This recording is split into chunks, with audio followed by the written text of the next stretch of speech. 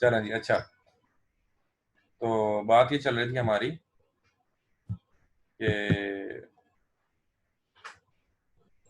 हमें थोड़ी सी 10-15 मिनट की बात है, कोई ज़्यादा बात लंबी नहीं रही। अच्छा, तो हम ये कहाँ थे कि बंदा साउंड माइंड जो होता है ना, वो कई तरह का होता है। एक अनसाउंड माइंड जो होता है वो, अच्छा, तो मैं एक अपने आदम जी साइंस कॉलेज के टीचर की बात बता रहा था।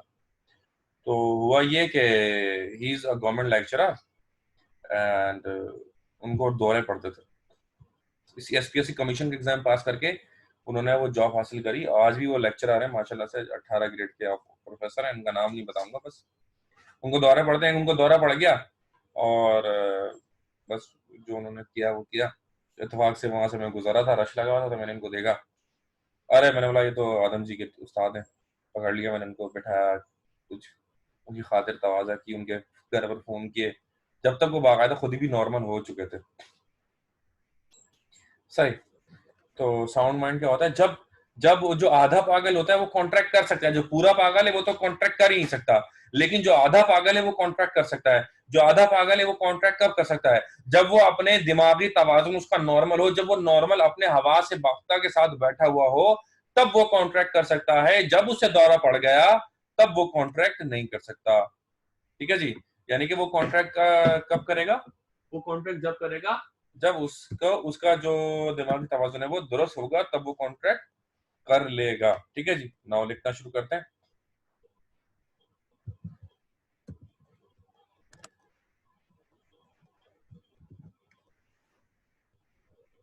There are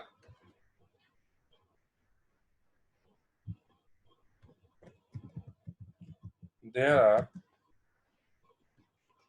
two kinds of sound sorry unsound mind. There are two kinds of unsound mind persons: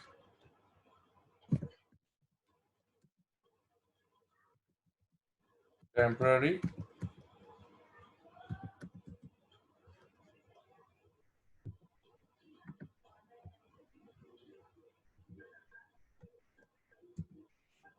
temporary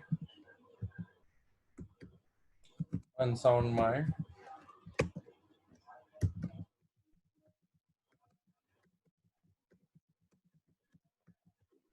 permanent unsound mind.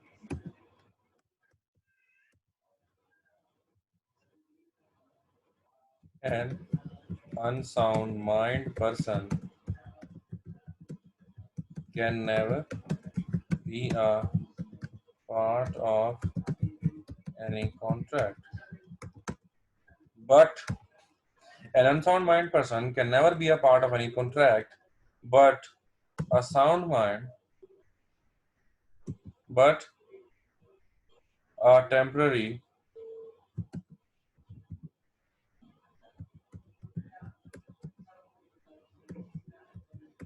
unsound mind person can make a contract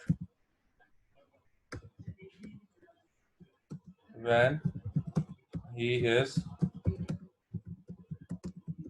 sound. यानी कि वो बंदा जो आधा पागल होता है, जो कभी पागल होता है, कभी दौरा पड़ता है, कभी नहीं पड़ता, तब जब वो बिल्कुल ठीक है, जब वो सही जो है उसका दिमाग चल रहा है, तब वो कॉन्ट्रैक्ट कर सकता है। उस कॉन्ट्रैक्ट पर अमल कब करेगा? जब वो सही होगा। जब वो पागल है तो उस पर वो कॉन्ट्रैक्ट की कोई भी चीज अप्लाई नहीं हो सकती। ठीक है ना? तो यहाँ पर ये हो गया, साउंड माइंड की भी बात हमने कर ली। तो वापसी जाएंगे अपनी उसी हेडिंग की तरफ। एज ऑफ मेजोरिटी की बात हो गई। अच्छा, अब हम बात करें convicted person. The next heading will be convicted. Convicted person किसे कहते हैं? कन्विक्टेड पर्सन कहते हैं उस शख्स को जिसने कोई जुर्म किया। कोई भी बंदा जिसने कोई जुर्म किया हो उसे कन्विक्टेड पर्सन कहा जाता है। कोई भी शख्स जिसने कोई जुर्म किया हो वो किसी मुआहदे का हिस्सा नहीं बन सकता।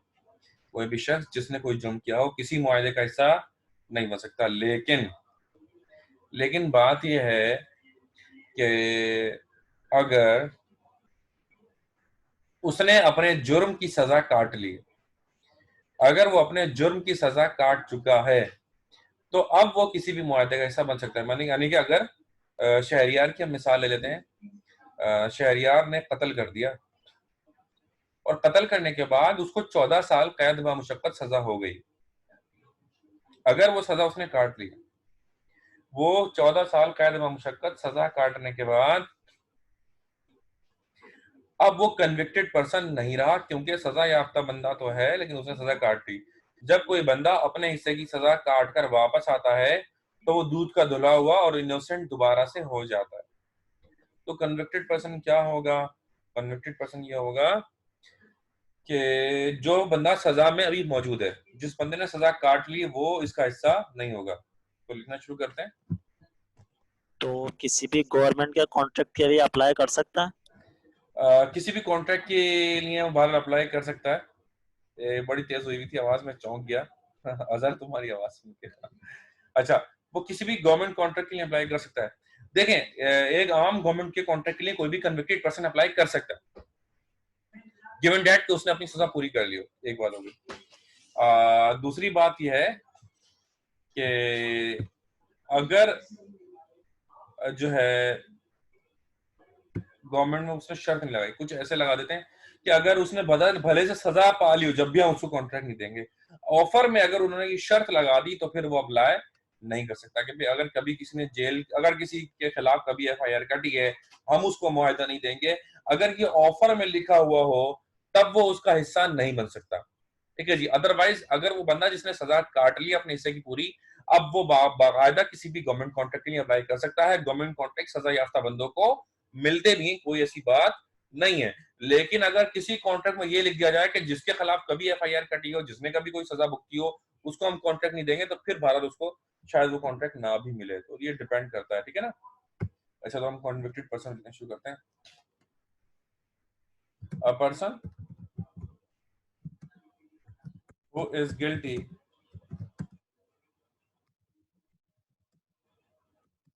in the eyes of law is called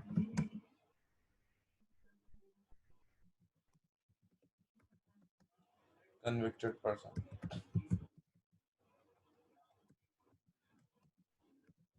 He will remain a convicted person unless he complete his jail tenure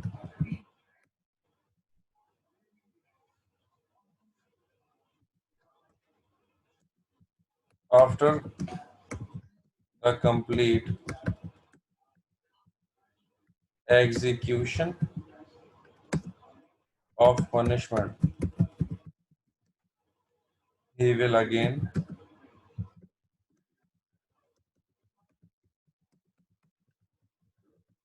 be treated as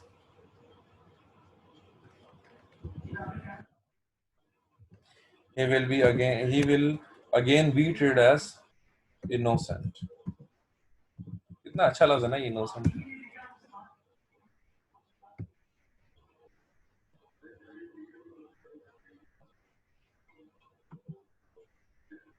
Unless he completes his jail tenure after the complete execution of his punishment, treated as innocent। और innocent की spelling है यार, ठीक है ना। तो भाई convicted person कभी भी एक जुमला लिख देता हूँ ना इसमें, convicted person can never be a part of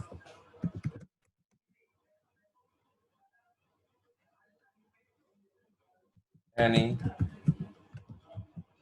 contract। एक कन्विक्टेड पर्सन, पर्सन भी लिख देते हैं। A convicted person can never be a part of any contract। अच्छा, ये देखते हैं हेडिंग क्या दी हमारी।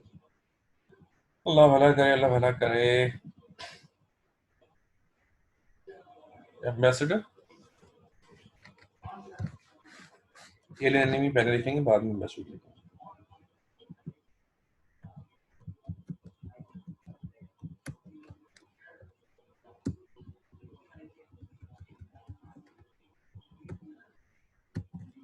एलियन एनिमी, एलियन एनिमी किसे कहते हैं? एलियन एनिमी कहते हैं उस शख्स को जो कि किसी दुश्मन मुल्क से हो।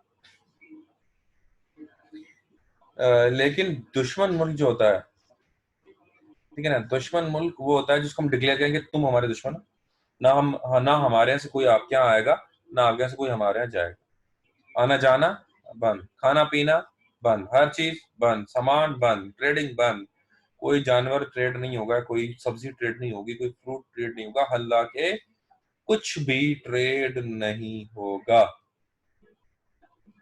सही? ओके, तो ये बात हो गई एलियन एनिमी की, राइट? तो अब एक काम करते हैं, अगली वीडियो में इंशाल्लाह एलियन एनिमी से ही हम स्टार्ट करेंगे, ठीक है? अपना बहुत ख्याल रखिएगा।